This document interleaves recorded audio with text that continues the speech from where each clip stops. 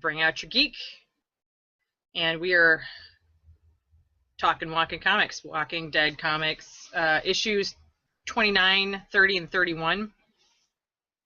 Which I will say issues the entire show. I will not say the E word.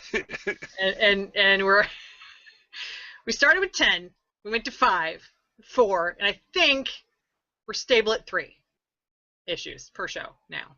We'll see. We'll see. Your confidence is higher than mine, but ish. I'd say 3-ish. Okay.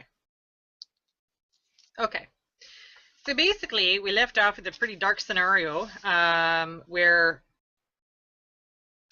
Rick and Glenn and Michonne had been captured by the governor, and he's doing all kinds of nasty things. He hacked off Rick's hand and set up a pretty ugly scenario for Michonne, basically that he was going to very seriously violate her. And we come into 29, and the cover is total carnage. By the way, I just wanted to mention that.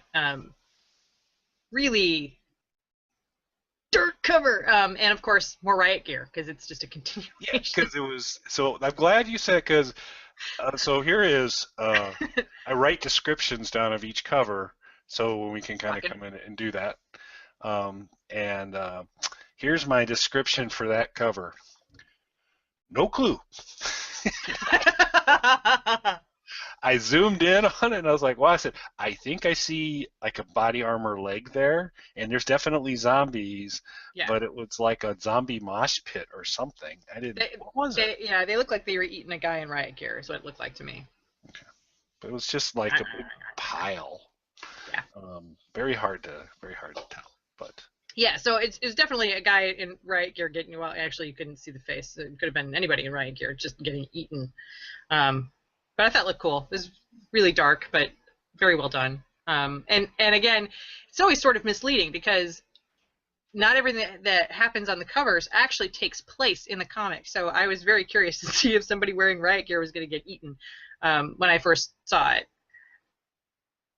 Yep, which is... I believe riot gear is undefeated in Walking Dead in both the comic and the. I mean, there were some zombies in riot gear in the prison. Right. I don't think the riot gear failed them. I think it was a different problem. I don't know. I think riot gear has a very good record. So far so good. Yeah, absolutely.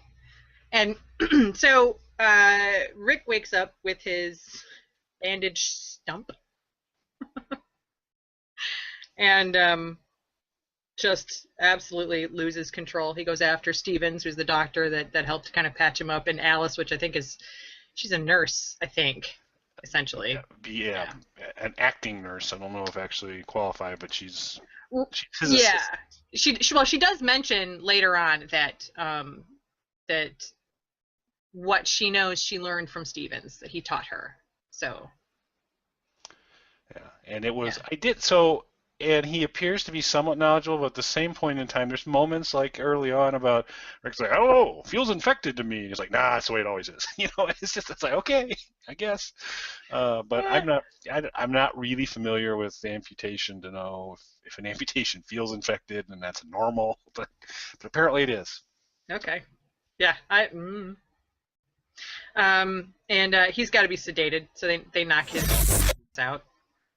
To keep him from hurting people with his one hand. Yes, he punches. And he does. He lands a punch on Stevens. Really good one too. And then we're cut over back to Michonne, and we're given a close up of her face, which is this bleeding, snotting mess, and. She's crying, in addition to all of the damage that has been done by the governor to her in this very dark scene. She's crying, and it's not necessarily because he's hurt her. It's really because she's thinking of all of the horrible things that she's going to do to him when she gets a hold of him, and it makes her very upset to think of things that dark, I guess, is the point.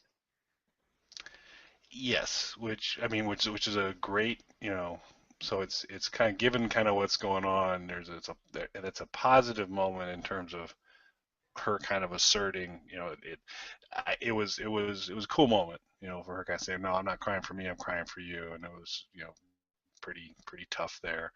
Not unlike Rick. What I'm discovering here is our Walking Dead friends in both comic and television form have a high degree of confidence. So Michonne, who's really not in an advantageous position here, is still worried about what she's going to do to him.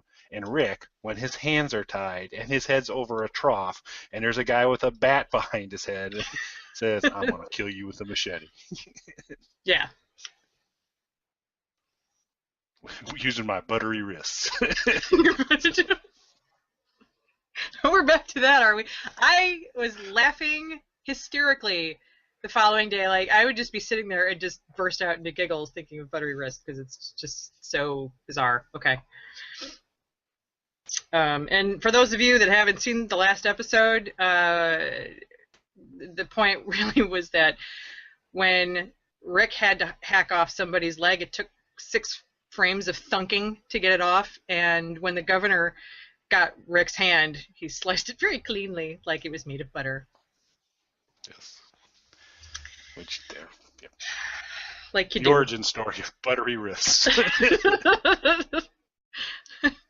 Well, it's a little odd. I just want to make sure everybody understands. It's not like, Silence of the Lambs type of buttery wrist. It's something different. I'm glad. I wasn't aware there was need to make a different distinction. degrees of buttery wrist. Well, there's, I'm sorry. It's a highly professional buttery wrist. It's just my mistake. All right. And at that point, the governor says some pretty nasty things to her, and then he leaves and goes about his business, walking through town like he's Citizen of the Year, telling children not to run and mind their mother, and you need to go eat something, I'm worried about you, and just, it's a little... Yeah. Hey, town drunk, go get some food. So, yeah, Bob the drunk. We'll see a little bit more. He kind of gives him some advice to go get some food. Yeah, he was very, very caring, very nurturing to the people of his town. It was a little strange, and he comes home then to be attacked by this zombie child, little girl. Looks like she's about 7 or 8. She's pretty small, and she is attacking him. And he basically states that she hasn't attacked him in a while, so he couldn't quite initially figure out what was wrong with her. Gives her a good whacking. And then presents her with a KFC bucket of human parts for her dining pleasure. Yeah, so here's the whole, there's a lot here to take in. Because first of all, what I don't understand is, so Penny is zombie upset because she kicked over her food and it's spoiled. Well, I think because she's chained. So I think she might have kicked it over, and it might have gotten out of reach and spoiled that way. Because an upright bucket shouldn't prevent spoiling of food any more than a prone bucket. No, I think she kicked it, and it spoiled afterwards. Yeah. Because it was too far away. She couldn't get to it. Okay. Right. Yeah, but then what a sucky job Gabe has, because he's the guy that gets to deliver the KFC to the governor. He's like, what you got for me? 2 heads and a hand. And Rick's hand. I know. He feeds Rick's hand to his daughter. Therefore, no sewing up. I'll be back on. Nope. Or it's going to look really good. Now, is that his already gnarled hand? I don't, that's a good question. I'd have to go back at the comic and look, because his hand was pretty destroyed from beating up what's his nuts, Thomas, Tax Fraud Thomas. If I was Penny, I would have sent it back. This one's broken. Well, and I think the most disturbing part about that isn't even, and it is disturbing that he's keeping a zombie chained to the floor and he's feeding her parts of people. More disturbing is the fact that he mentions that he's tasted it himself and can't understand why she finds that so appealing. Yeah, in the sea of weird. Yeah, he kind of worked that in. There's already heads being delivered to the door, and then he works in. Oh yeah, I've tried it. you know, whatever. It's horrible. He calls it horrible, which is kind of funny. So he's not going to become a cannibal anytime soon. Um, and then he sits down to look at his many fish tanks full of heads, which I have to say, in the show there were several. In the comic, there's a lot more. Yeah, there's a lot more tanks with heads in the comic than there was on the show. Just as disconcerting. Yeah, I think even one, even one aquarium with heads floating in it, probably going to be a little troubling. Then it just becomes, then you're just showing off at some point. But he really, it's a lot. It's disturbing. I think it's disturbing on the show because it's actual, like, human-looking heads floating in liquid. It's disturbing in the comic just by the volume of them. And then, basically, the governor wants to try and make Glenn talk. And when he can't, he puts him in a room next to Michonne so Glenn can hear round 2, essentially. Yep. Yeah, Glenn kind of. I mean, none of this is rough stuff all around, but by and large, Glenn's got all of his appendages and hasn't been violated. Hasn't been violated, but has had to listen to it. So it's pretty hard too. But and they show him in the comic. They show him sitting there, like, sort of curled up in the fetus position, listening, and then you get to hear all of the carnage that's going on. It's these little talk bubbles all the way down, and it's very clear which one is the governor and which one is Michonne, and it's very dark and a little difficult to get through. I may have glazed over part of that a little bit. Okay, I get the picture. Next, yep. Next. Very dark. And like I said, when I first read it a couple of years ago, that was enough to almost turn me off from reading the comic altogether. So I am glad I kind of pushed through it, though, because it is a fun comic, but it's super dark. I'm also glad that they didn't do that in the show. Super glad, yeah. Yes.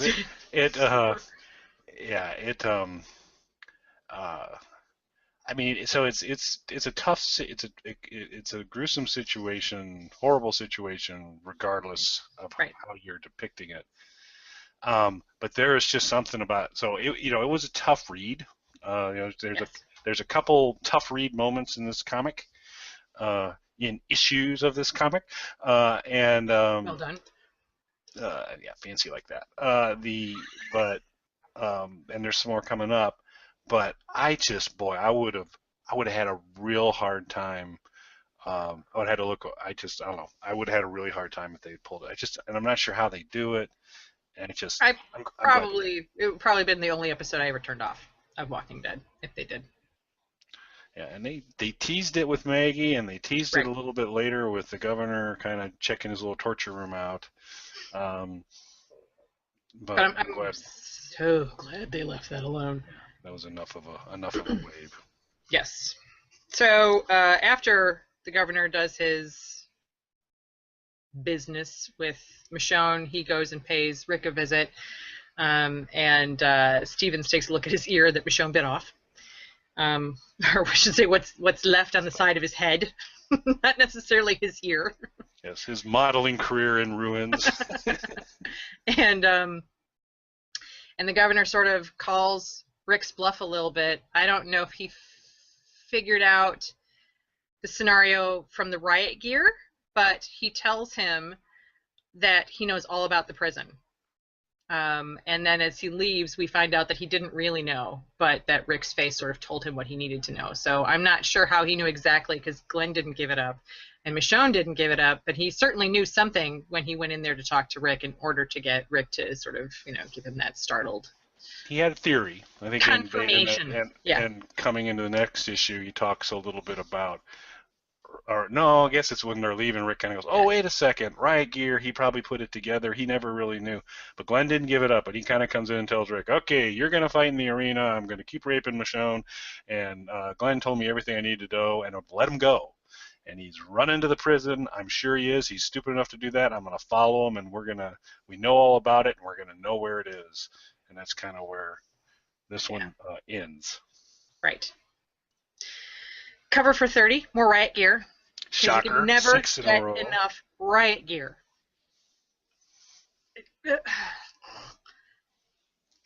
More riot gear. This is someone with 2 hands and an injured, apparently some sort of injured arm, looking back towards, we assume, Woodbury. So. Right.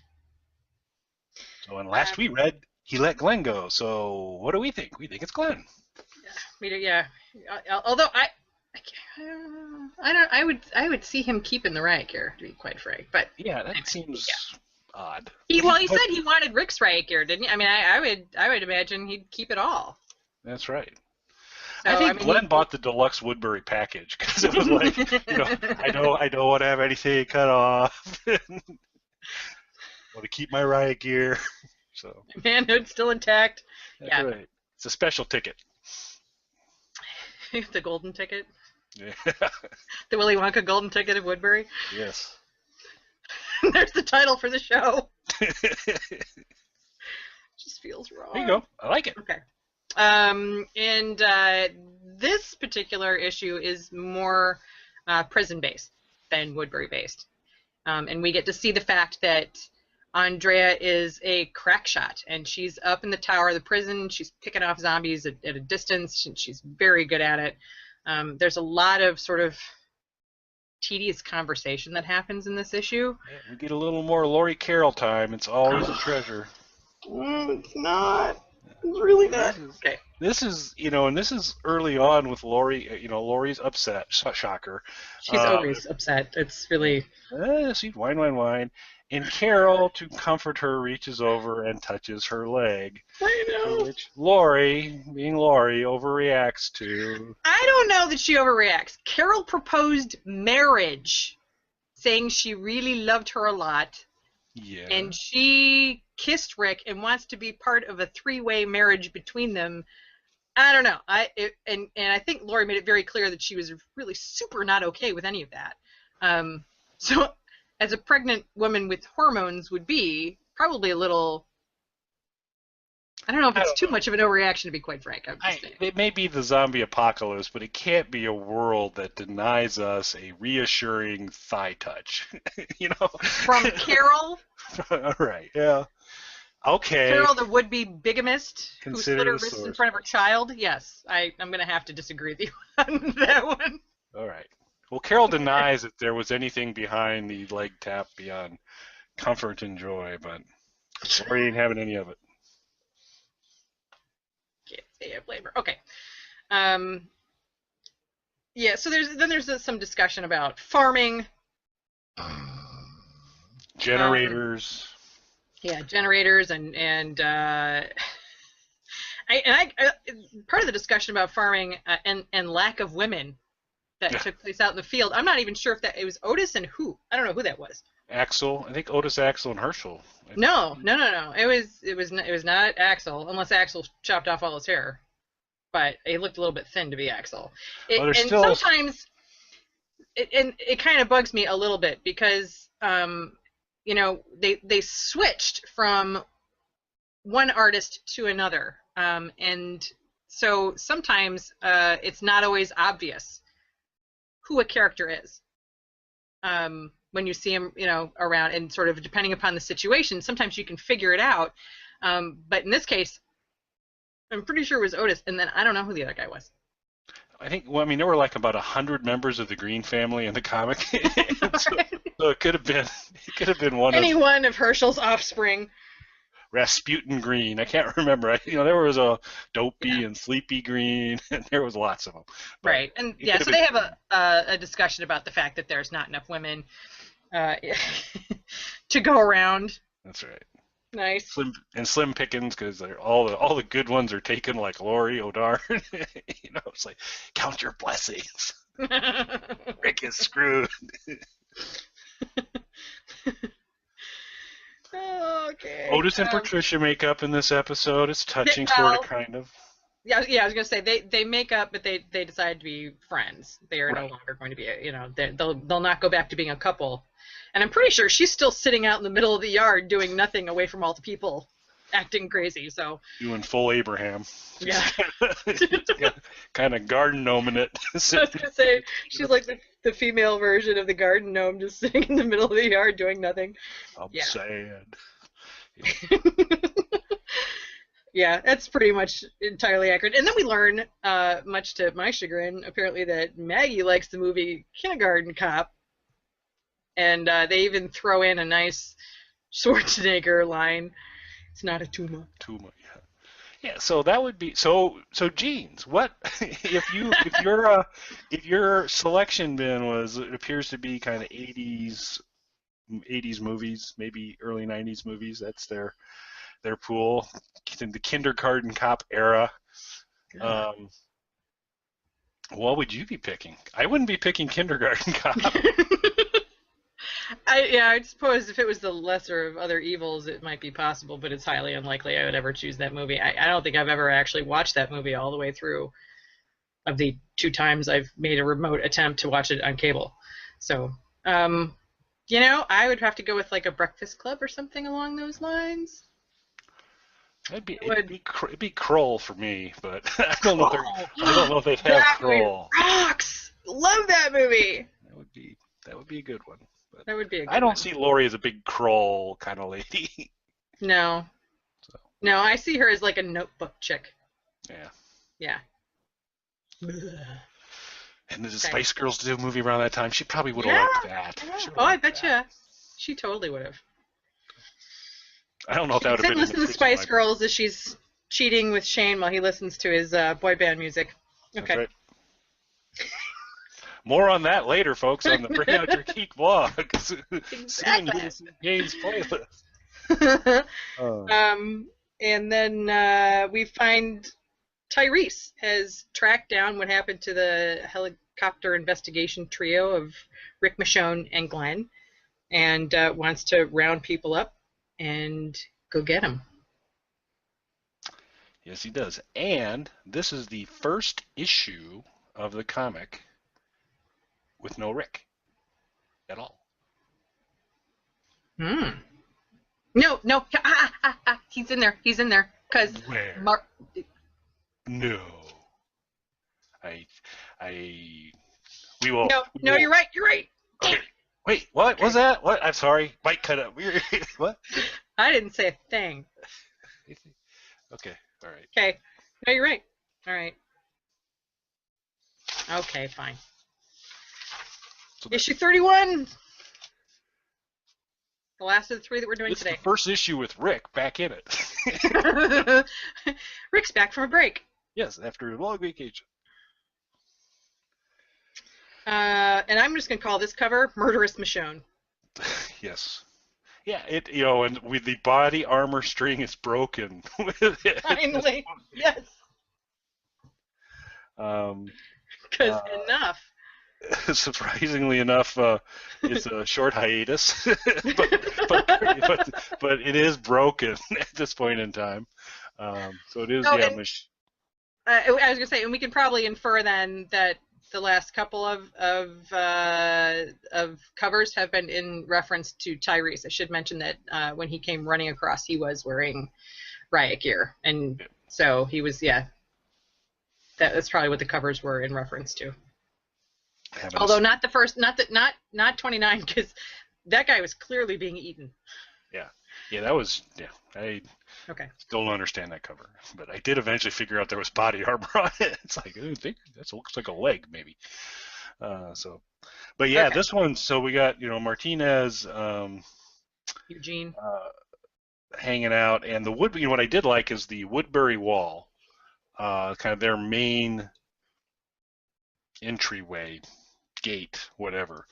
Right. They recreated that aesthetic very, very closely between the comic and the TV series in terms of that. I mean, the rest of Woodbury differs a little bit, right? But that particular portion I thought was a really nice, almost direct call out. Yeah, it was a really nice nod to the comic. They did a really good job with that. This one opens up with Martinez needing to go, being called to go to the governor. Governor wants to talk to him about something or other. Again, sort of boring bits of conversation. And then Eugene bursts into the infirmary. Not mullet Eugene, to clarify, in case any folks are good. This is Different arena Eugene. fighter Eugene. Yes. The big burly man. And we can, I think, safely call him meat for this issue. Yes. Eugene the Brief. Yeah. First and very short-lived. He bursts into the infirmary, and Rick is awake, and there's a guy there that's getting sort of patched up. And Eugene kills him. Because we find out that unlike professional wrestling, the zombie fights are staged, and so so they're not supposed to actually hurt each other. What? That's fine. You're fine. I was sorry. Just professional wrestling, and I'm good. I'm good. Keep going. You're good. Okay. Right on. So apparently the guy took it too far and knocked out some teeth. This was not Tom Cruise to begin with. I don't know why he's all worked up about it, but so he stabs him in the neck. Right. Conveniently in the infirmary, but yeah, exactly. An easy place to clean up mess.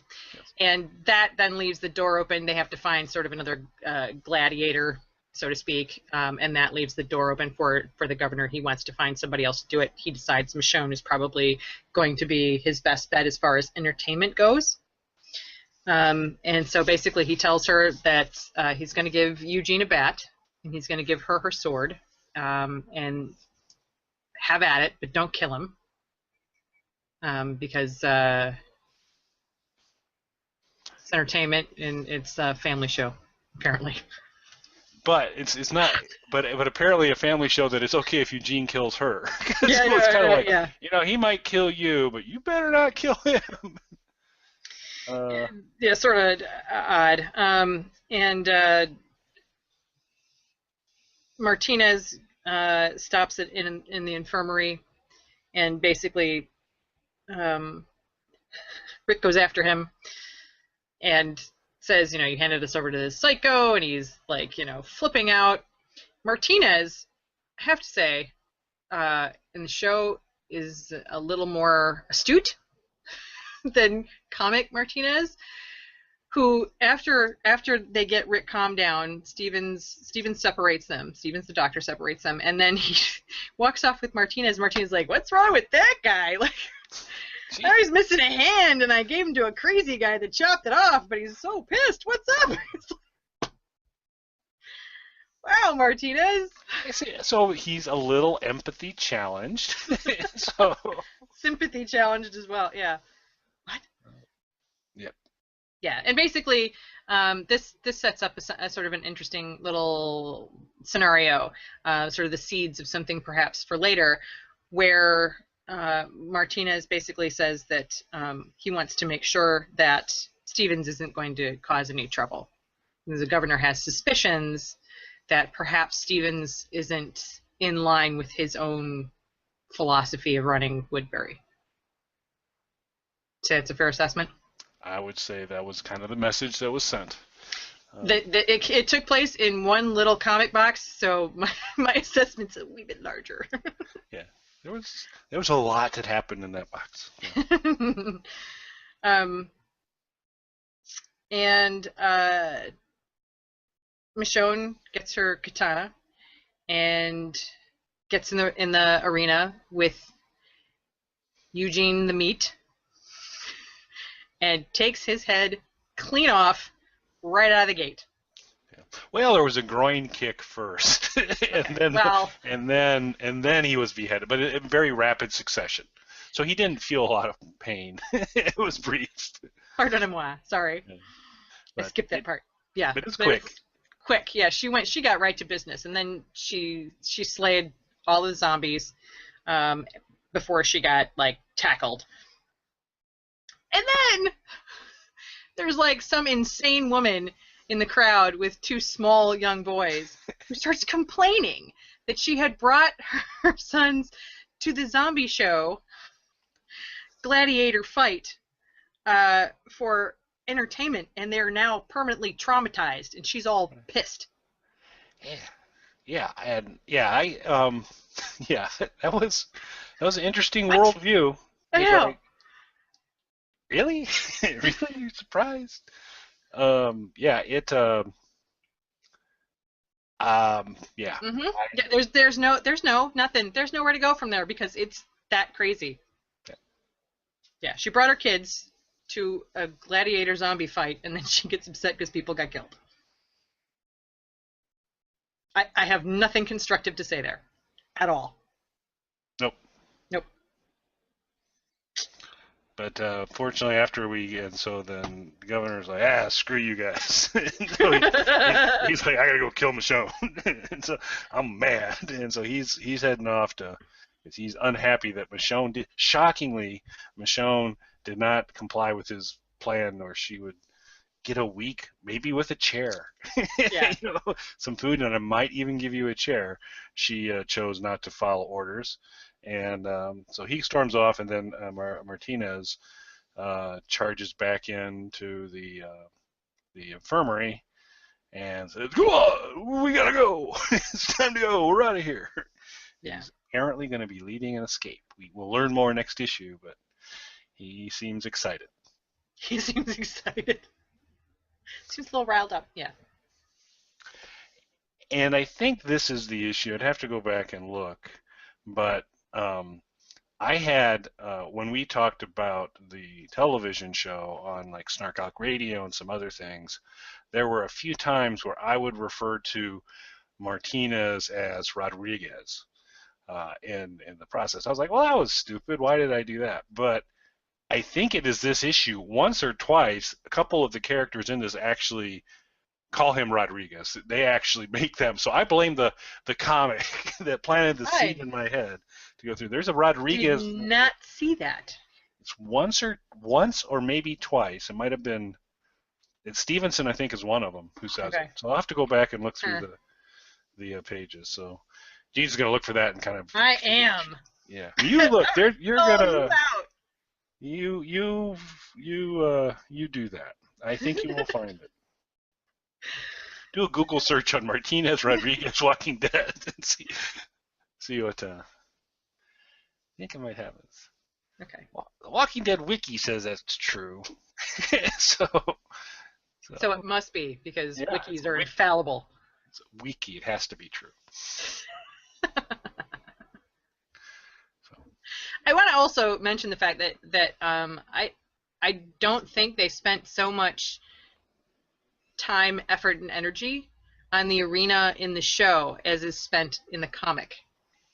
In the comic, it is sort of the center of their world. It's the center of Woodbury. It is, and a lot of what the governor does is based on that and getting things prepared for that, or getting bits of people from that for Penny.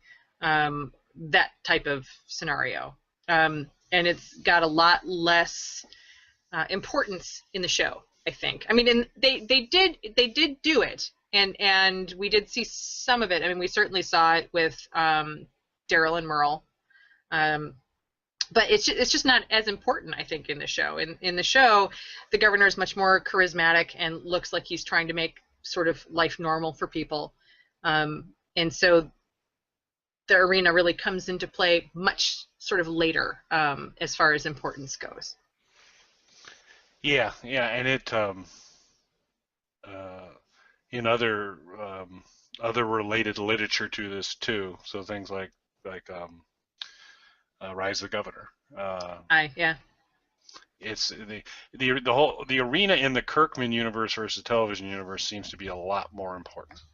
Agreed. A lot more central. So. Yes. But yeah, because it seemed like it was almost like a little alcove or tucked away in TV Woodbury. Right. When that wasn't as big, but this one's a big production number and seems to be a linchpin of Woodbury. But it's also, you didn't have the charismatic guy you had. Right. And I do believe he mentions the first time when we see it, which would be, I think, maybe 27 or 28, he mentions that it was a racetrack for the rednecks. So it's got a very genuine sort of laid out space with bleachers and things like that, where it looks a little more tossed together, I think, in the show.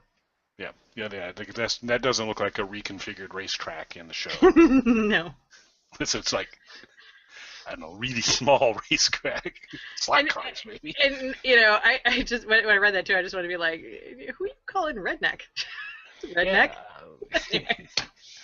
Yeah, those crazy people that would watch cars drive round and round, as opposed to thinking zombies. Yeah, I don't know. Yeah, I don't know. So there you go. So that's what 3 episodes feels like for Walking Talking Comics, time-wise. Issues. You said you were going to say issues. You said episodes. Oh, I was this close. I just should have kept my mouth shut. I could have got out of this episode. I could have mimed it. On that note, we will be talking, what are we on? 31. So 32, 33, and 34 on our next episode. Thanks for joining us, all 3 viewers. Bye, guys. 3 were awesome.